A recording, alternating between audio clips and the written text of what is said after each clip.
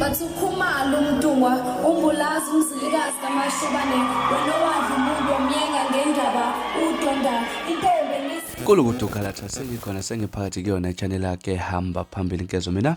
kumveze kuntuthu ngakhumalo bathi iLasbona amagumede mawumhlabe usemusha like kanzo phinde ngicela enze show to ya subscriber ngabisakhohle ukucomment nokulike kanjalo futhi nokushare kuyikhona okukhulu kunakho konke bafethu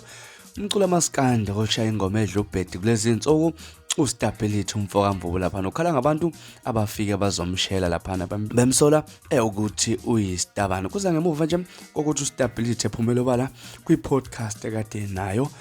kwi-Real TV 1 laphana ke achaze khona ukuthi sokunabantu abambiza ngeStabane amanye amajita ayafika impela azocela ukuzibika lapha ukuthi engathi angathandana naye lapha uStabhilithi kuthusa abantu abaningi impela ukuthi empela uphila impilo ebhlungu ngalolu hlobo lokuthi kunabantu abambiza ngeStabane ke lapha nasaze ukuthi mhlawumbe sinini lisizathu sokuthi abagcine bambize lapha ngaso iStabane kwivideo ekade ikhona lapha itrenda enkundleni zokuxhumana kwi-Real TV 1 lapha awuke uzibonele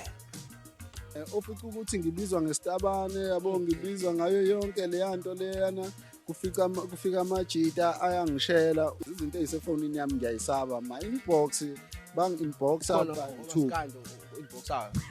zinsizwa Paul kanjalo ke insizwa lapha uStabhilithi esho khona ukuthi kunabantu impela bamcela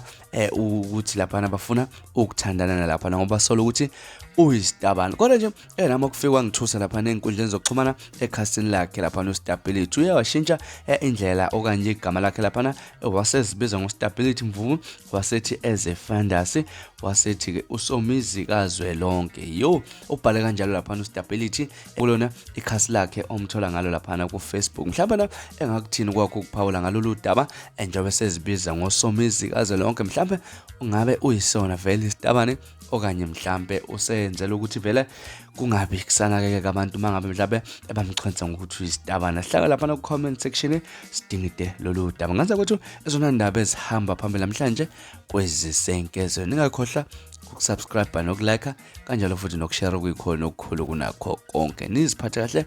nibe nosuku olumnandi ngakhohlwa ukungilandela ku Facebook @radionkezo niziphathe kahle nibe nosuku olumnandi ngithanda kakhulu